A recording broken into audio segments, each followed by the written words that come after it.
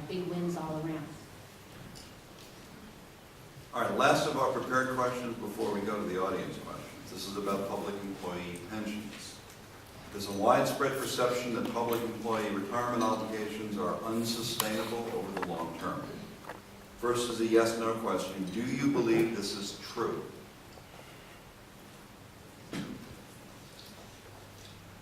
Four yeses and an abstention. All right. And if so, what do you suggest be done about it? And Bob, since you abstained, I think we'll start with Isaac, if that's okay with you. Yep. All right, Isaac? Well, one of the things that I would do would go back and look at the current contracts when they come up for renewal. The employees now that is on the brink of retiring, I don't know if there's really much you can do about those, but the employees who would have less than 15 years of service with the city, I do think that you can reopen those contracts and have some influence there. One of the things that I would look at would be to have employees not to be able to retire at the age of 55, 80% of their salary, go to work for some other industry or company and make as much better as they made with the city. No, they would need to work longer. If they did not, their pension would be reduced. Steve? Well, I don't think this is a problem just for the city of Santa Barbara. This is a problem for the country. And I think the public employee unions have done a masterful job of negotiating very sweet deals for themselves. But they're contracts, and we certainly need to honor those contracts. Now, I would guess that within the next 10 years, 50% of the city employees will retire. So it's the perfect opportunity to renegotiate those contracts. And I know the unions don't want me to get elected, because that's absolutely what I would propose the council do, is take a close look at those pensions, those guaranteed pensions, and alter them. Right now, Santa Barbara has a $90 million unfunded pension liability. $90 million that you're going to be responsible for. I also think, because of the crisis last year, you're going to see an obligation the city of Santa Barbara has to meet within the next 2 years. That's going to be a significant obligation to pay the CalPERS. I think that today we should start setting aside money in a reserve fund to pay that obligation. Helene?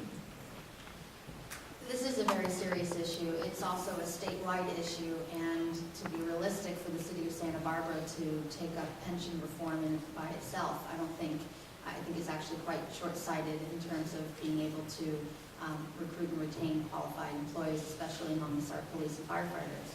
And so that is something that needs to be looked at as a statewide issue, maybe working with the League of Cities of something that is fair, that honors the collective bargaining process, and that looks in towards the future without negating the contracts that were already in place throughout the state. So it's a very complex one, but you're right that over time this is something that needs to be addressed on a statewide level. Of course, our pension system is unsustainable. When you have people living longer, living healthier lives, and you have, for instance, public safety employees able to retire at age 50, in some cases with 90% of their salary for the rest of their lives. That's not going to work. That just will not work over the long haul. Now, as some people have said, to an extent, we're limited in what we can do by CalPERS, the California Public Employee Retirement System. They have very carefully set things up, not CalPERS, but the public employee unions and their friends in Sacramento have very, very carefully set things up so that we can only negotiate within a narrow band of pension benefits. So that's a state problem that has to be solved. At the local level, what we need is a mayor and people on city council who are not beholden to our local public employee unions, so that when it comes time to negotiate on salary and benefits, that mayor and that city council can speak on behalf of the people of the city, not on behalf of the unions. All right, let's go to the first of our audience questions. This is for Dale and Helene. The first 3 blocks of State Street, the gateway from our beaches to downtown, have been an eyesore for 10 years. All the while, city officials state that the developers are, quote, doing just enough to keep their building permit active. What is your opinion of this situation, and would you take any aggressive steps to remedy this? Let's start with Elaine. It is a very frustrating situation. I agree with the person writing the question, and I'm sure many of you in the audience will feel the same way. Over the course of my tenure on the City Council, I've had numerous conversations with Paul Casey, our Community Development Director, about what our legal options are and what can be done in terms of enforcing the permits that are in place. That it's been come and go, and again, as I said, it's been very frustrating. There is a substantial conformance determination coming up in the next month or so, and the Planning Commission meeting is coming up to look to see if there is something that's amenable that can move forward.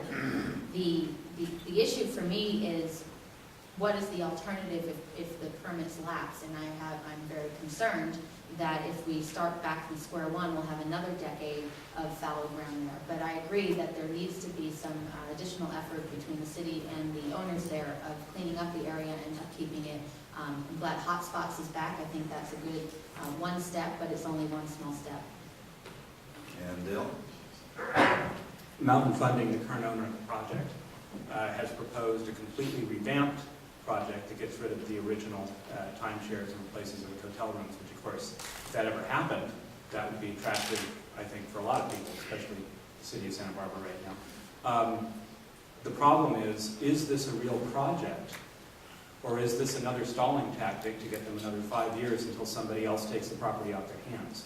This is, unfortunately, as you can see by looking around at other places in town, not just Entrada, this is a bad time to be building hotels. There's not a lot of support out there for that. And so I think our Community Development Department and Paul Casey, the director, is faced with a real tough decision. What does it mean to be substantially conforming with the project that was already approved through years of arduous haggling with the Coastal Commission, the Planning Commission, and the people of the city? I think that anything we do needs to guarantee construction, or else there's no deal. And we need to have the project manager on a tight leash, not give them years to suit themselves. All right, the next question is for Steve and Dale. Steve, can I use it? Oh, yes, you sure can. Thanks. Okay. Well, in my opinion, regardless of the status of the project, and regardless of whether a new project goes forward or not, the property owner has a responsibility, just as any of you have a responsibility, to maintain their property. And they just haven't done it. And the council has done very little to make them maintain that property. And it's a blight on Santa Barbara. Tony and I can't tell you how many calls we had to make to finally get some action to put up that ugly green fence, but it's better than it was. And that's leadership. And I think what the mayor has to do is exert that leadership to make sure that we do have a city that's maintained. I mean, you wouldn't allow the business next door to you to look like the California hotel looks. And that's the responsibility of the council. All right, the next question is for Dale and Steve. Gang activity is on the increase in Santa Barbara. What actions would you take to diffuse this activity? Let's start with Dale. There are basically two things we need to do about the gang problem. First, as I've said repeatedly, and you're probably getting bored with it, we need to bolster the police department. Enforcement is an absolutely vital part of solving this problem. We need to make sure that the people in the communities most affected by the gang problem, that's especially the Lower East Side and the West Side, those people need to feel safe walking in their streets. They need to be able to take back their neighborhood streets from the gangs. And unless there's a steady police presence in the community, that's not going to happen. The other thing we need to do, I think there were some good things that came out of our task force on youth violence. And what we can do as a city is act as a clearinghouse, get the various nonprofits working together and working together with the governmental agencies, whether it's probation or police or whatever. But we have to fund a position in the city